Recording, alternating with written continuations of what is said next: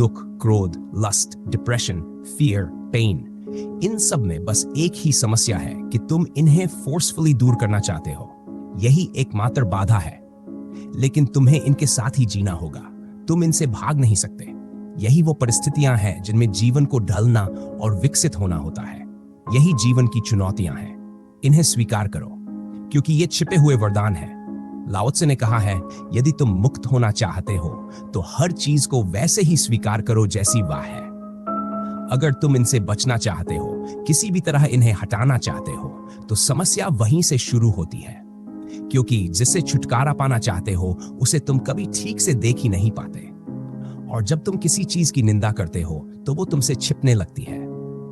फिर वो तुम्हारे सबकॉन्शियस के सबसे गहरे कोनों में जाकर छुप जाती है, वहां जहां तुम उसे ढूंढ भी नहीं सकते।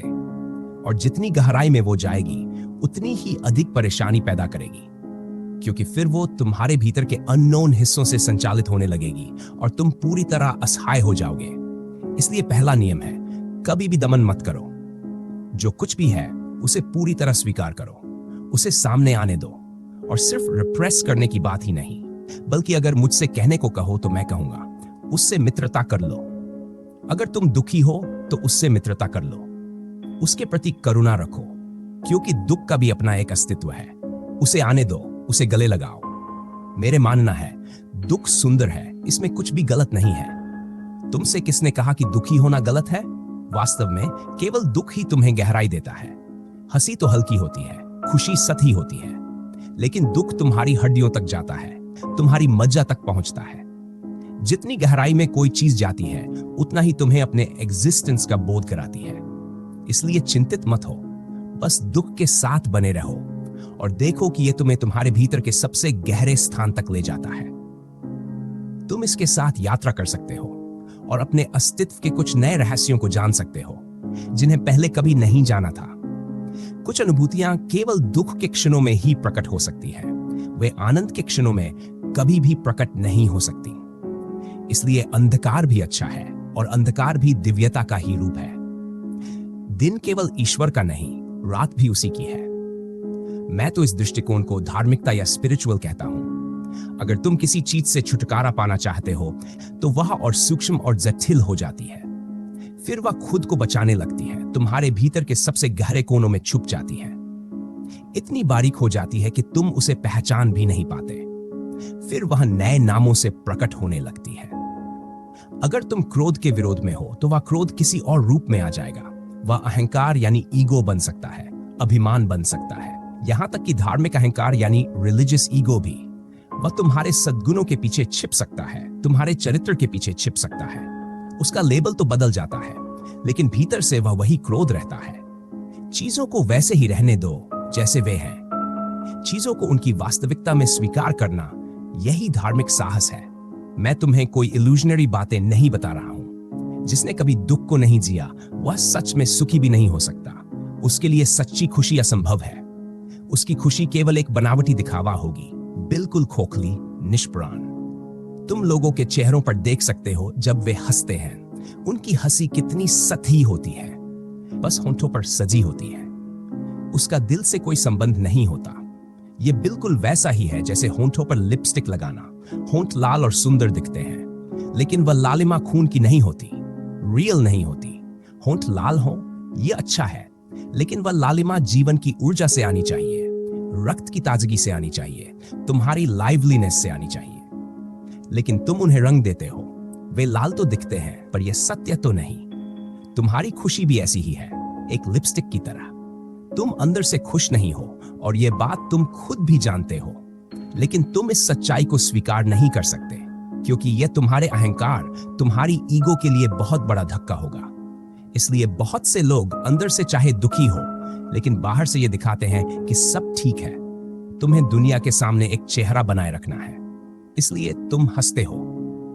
लेकिन अगर ध्यान से देखो तो तुम्हें तुरंत समझ में आ जाएगा कि कौन सी हंसी सच में दिल से निकली है। जब हंसी दिल से आती है तो उसकी एक अलग ऊर्जा होती है, एक फ्लो होता है। वह व्यक्ति वास्तव में खुश होता है। लेकिन जब हंसी सिर्फ होंठों तक सीमित होती है तो वह खोखली होती है। वह सिर्फ एक दिखावा होती है, एक मुखौटा। जो व्यक्ति गहराई से नहीं हंस सकता वह वही है जिसने अपने दुख को दबा रखा है। वह गहराई में जाने से डरता है क्योंकि उसे डर है कि कहीं वहां से उसका दबा हुआ दुख बाहर ना जाए। तो जो भी स्थिति हो उसे स्वीकार करना शुरू करो। अगर तुम दुखी हो तो दुखी हो, इसे मानो। इस क्षण तुम्हारे लिए ईश्वर की यही इच्छा है, तो सच्चे बनो। दुखी हो, इसे पूरी तरह जियो। और अगर तुम इसे पूरी तरह जी सको तो एक अलग तरह की खुशी तुम्हारे भीतर जन्म लेगी। वह खुशी दुख को दबाने से नहीं आएगी, बल्कि दुख के पार जाने से आएगी। जो व्यक्ति धैर्यपूर्वक अपने दुख को जी सकता है, उसे एक दिन अनुभव होगा कि किसी सुबह उसके भीतर से एक अनजानी खुशी जन्म ले रही है। वह अननोन सोर्स ईश्वर है। तुमने इसे कमाया है। अगर तुमने सच में दुख को जिया है, अगर तुमने सच में निराशा, हताशा, पीड़ा को महसूस किया है, अगर तुमने नर्क को जिया है, तो तुमने स्वर्ग का मूल्य चुका दिया है। जो भी स्थिति हो उसे पूरी तरह जियो। अगर तुम क्रोध में हो तो क्रोधित हो। अगर तुम ईर्ष्या से भरे हो तो उसे स्वीकार करो। अगर तुम बदले की भावना से भरे हो तो उसे अनुभव करो। किसी भी चीज से बचने की कोशिश मत करो। यही जीवन की प्रगति का हिस्सा है।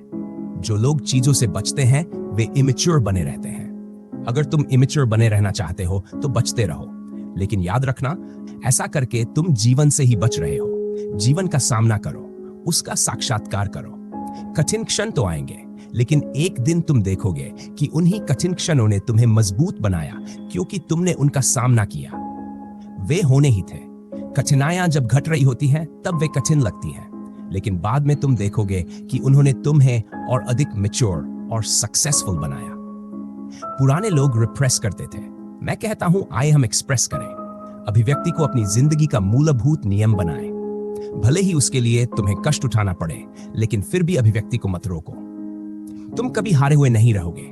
वह कष्ट तुम्हें जीवन को और अधिक आनंद से जीने के योग्य बनाएगा, उसे और गहराई से अनुभव करने की क्षमता देगा। और अंत में याद रखना, जीवन का हर रंग, हर भावना, हर संघर्ष तुम्हारे होने का एक हिस्सा है। दुख हो या सुख, अंधकार हो या प्रकाश, सब कुछ तुम्हें कुछ न कुछ सिखाने आता है। इनसे भागने की नहीं, इन्हें अपनाने की जरूरत है। अगर ये विचार आपके दिल को छू गए हों तो इस यात्रा में साथ बने रहें। अगली बार फिर मिलेंगे एक नई दृष्टि, एक नए विचार के साथ। तब तक जीवन को उसकी संपूर्णता में अपनाओ, उसे जियो। धन्यवाद।